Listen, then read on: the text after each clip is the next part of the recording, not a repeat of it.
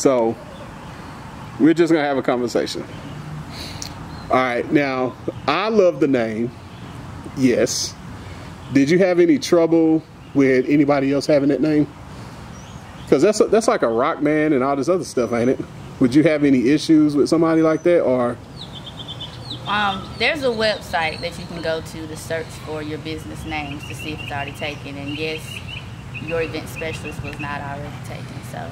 Okay. All right. So you're an event specialist by name. Sounds like it's different from an event planner. Right. Right? Yes. And that's what you was going for?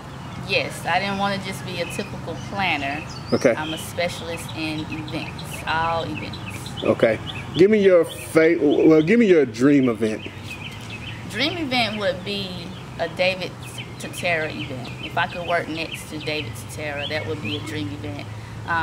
He originally did just weddings, planned weddings, but now he's planned Lil Kim's baby shower, different birthday parties for celebrities. But I would like to work next to him just to get an idea of how it is to plan an extravagant event with somebody famous. Okay. Typical time to do an event. What would be your preferred amount of time? Say if somebody wanted a wedding, they contracted you to do a wedding. What would be a good time frame for you to say, okay, I can do this to the best of my abilities?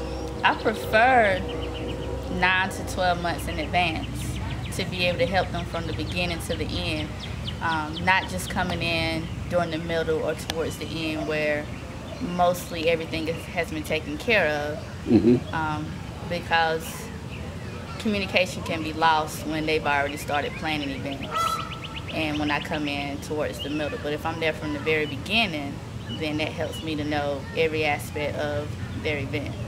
Gotcha.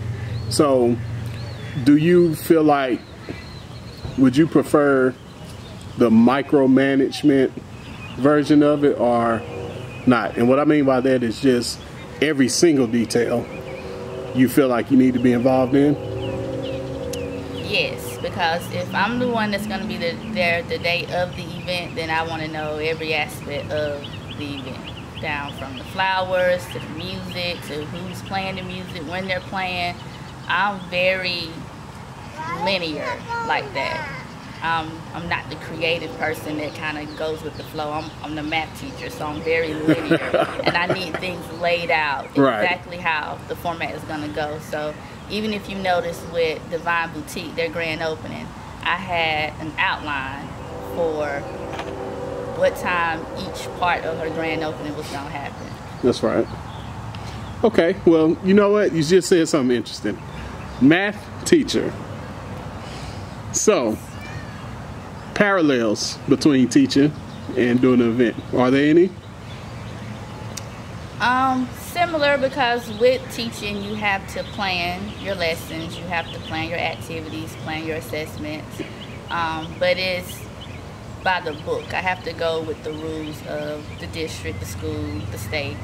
Event planning, I can still have rules as far as what the bride and groom wants, but it's more flexible and open to my ideas and what I want to do. Okay, and do you impart that to them, or is that a thing where they just say, okay, we're going to trust you from here on out to do what you need to do, and we'll follow? That would be great. That would be great. But it don't work out that way? No, it doesn't. I mean, of course you want them to have input, but at the same time, like David Totera, it would be nice to have a little bit of information of what you want, a visual of what you want, and then I just go and make it happen without, every little detail coming from the bride or the groom. Okay. Just the trust. Not enough trust in the business? No. No. Okay. So are there any things you could do based on your past experience to make you say, okay, there should be more trust now? Anything I can do?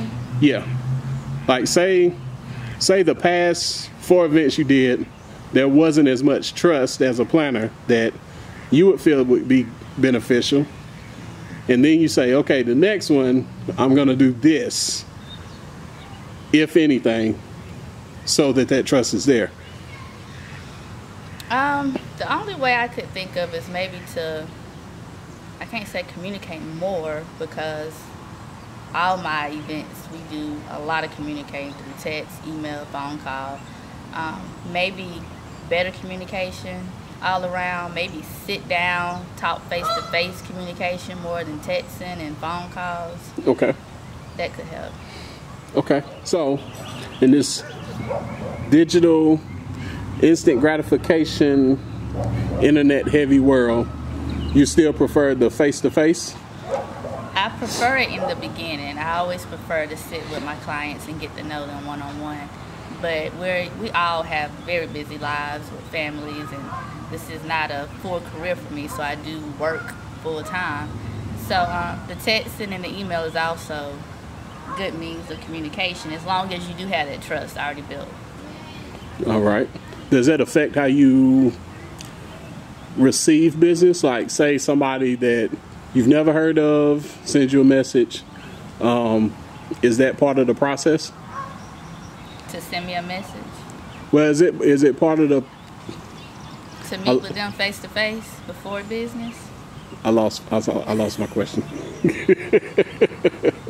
I knew where I was going with it. I lost it. Oh, crap. Sorry. Let's go down another avenue. So, you said this is a part-time thing. Yes. Do you plan on it ever being a full-time thing, or is this something that you strictly want to do part-time? I would love for this to be a full-time venture for me. And one of my goals is to have my own venue. So I hope to be able to open up a venue in the next year or so and be able to plan events right from my own venue instead of having to pay others for their venue. What would you look for in a venue? I have an image in my mind, but it's kind of hard to pinpoint. I want something that can be used for, an extravagant wedding down to a simple kid's birthday party. I want it to be in the budget that can fit the ordinary school teacher like me, not just people who have lots of money to spend on a venue, but I want them to get a nice venue for a good price. Okay.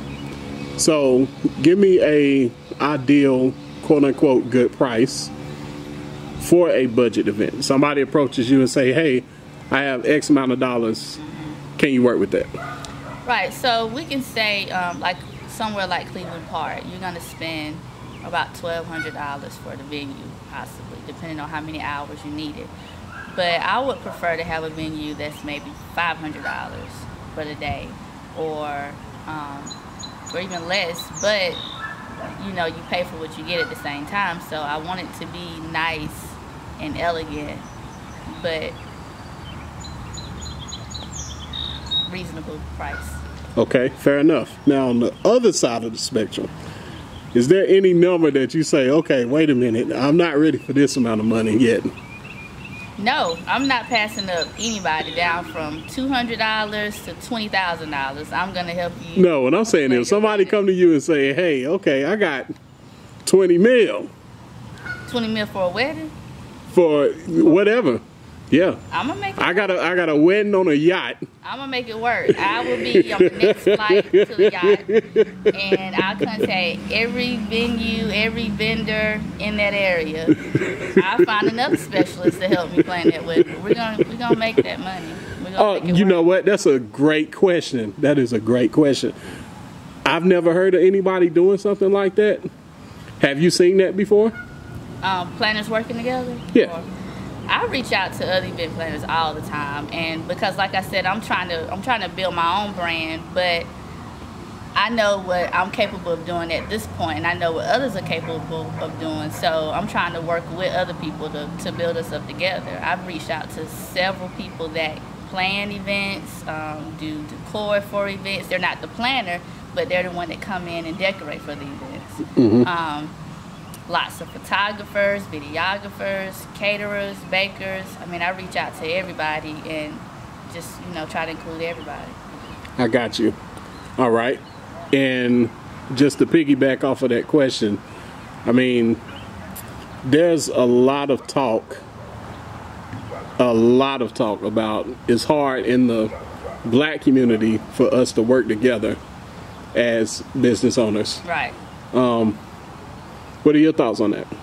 From a planning perspective. Right. Everybody I've talked to have been open to working together and open to me, even if they have the same type of business. I haven't met anybody that felt intimidated by me starting my event planning business.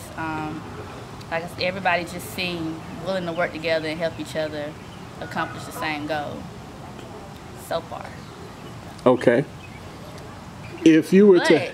Okay. On the other end, I have not set up any arrangement with somebody to work with them like a temporary, permanent. You know, nobody's really, like, people are interested, but nobody really just put their foot down and say, hey, let's do this, let's make it work. So they could just be, you know, friendly, but not really serious about working together.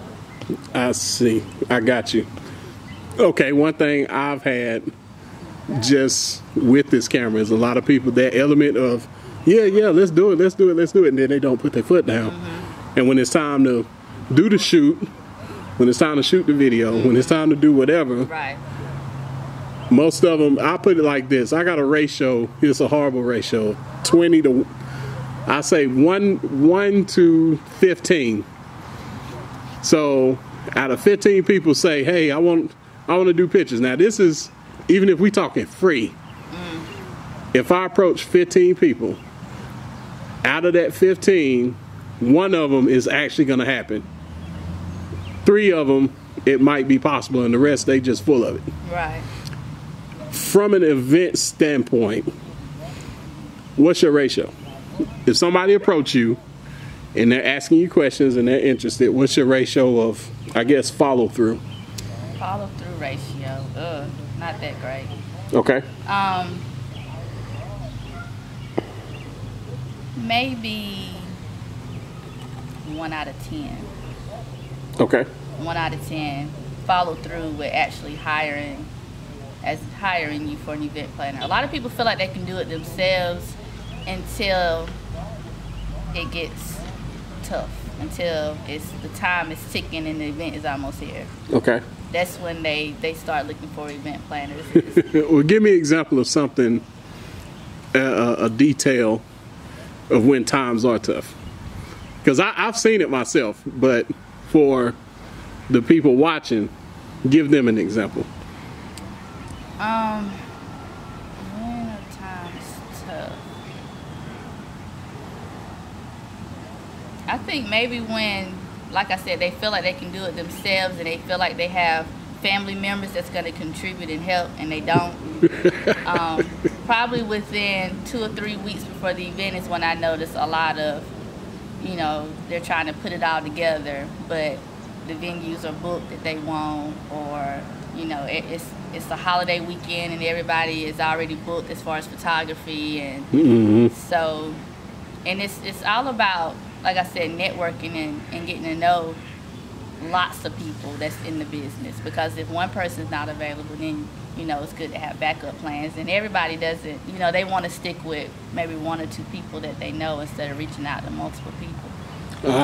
Okay, now we talk about networking. So give me your approach when you network. Just in general, whether that be photographers, makeup artists, hairstylists, anything of that nature in your line of work. How do you meet these people? Do you approach them? Do they approach you?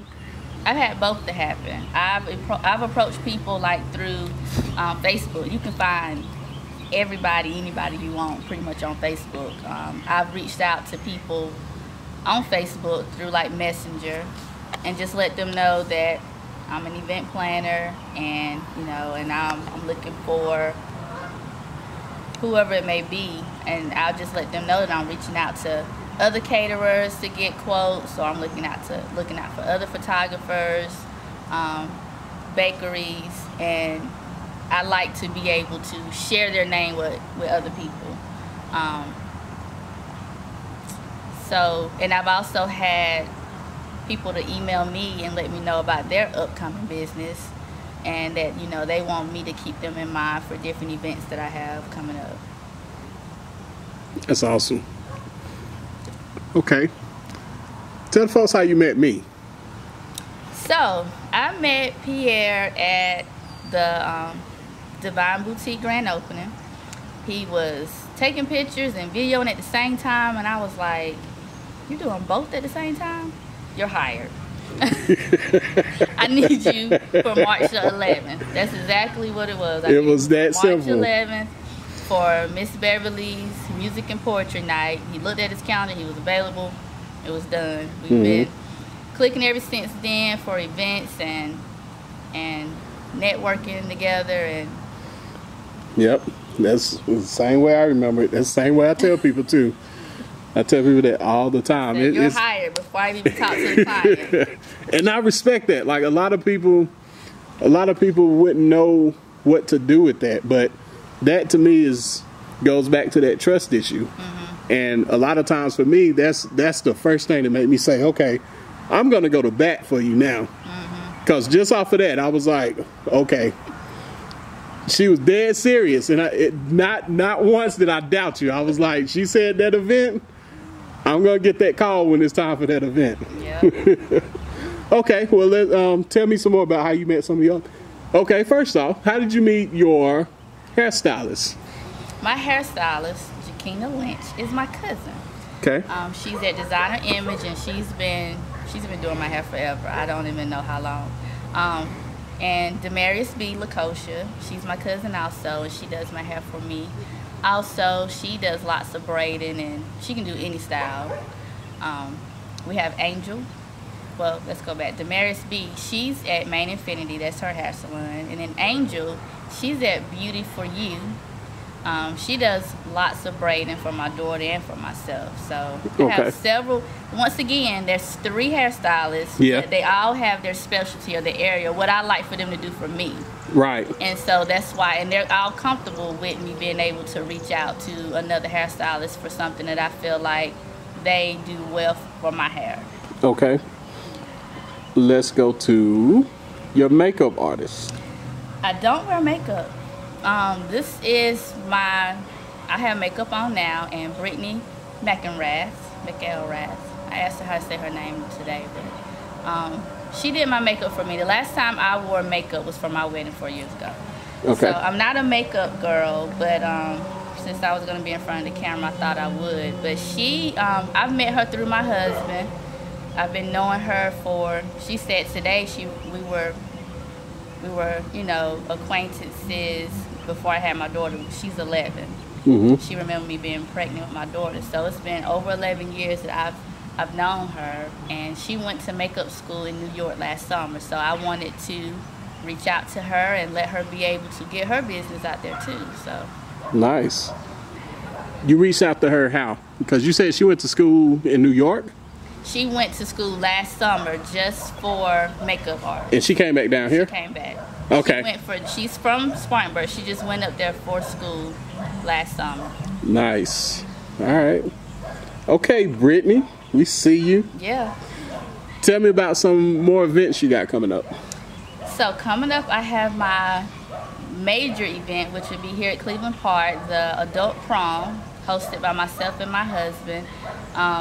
Everybody is excited about getting dressed up, getting their makeup, hair done, getting their nice suits, and coming out to celebrate with us for our adult prom, which is September the 8th at 7 p.m., Cleveland Park. Tickets are on sale now to July the 1st. 2 tickets for $50. After that, the price goes up. I'm also seeking vendors that are interested in coming in and networking and showing their products, selling their merchandise. And then other than the prom, we have a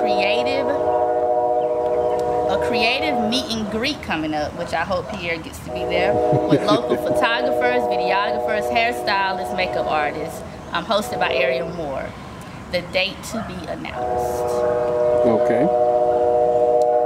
And July the 1st, I have a big wedding at Grid City Hall with Jasmine and Carlos Gilliam. That's going to be a beautiful wedding, July the 1st. And she's in Japan, and so we're communicating great. Her mom is here in Spartanburg, but her and her future husband are living in Japan right now. And so the planning it's been wonderful, because she is linear just like me. She's on it. She's checking down the list. So it's been great. I'm so jealous. I've been wanting to go to Japan since I was 15. I'm 34. Really? Yes. You need to go. For your birthday next year. I wish I would have knew about this wedding. Hey, let's go. Well, the wedding is here. Yeah, I know. But so yeah, I'm excited about this wedding coming up. Awesome.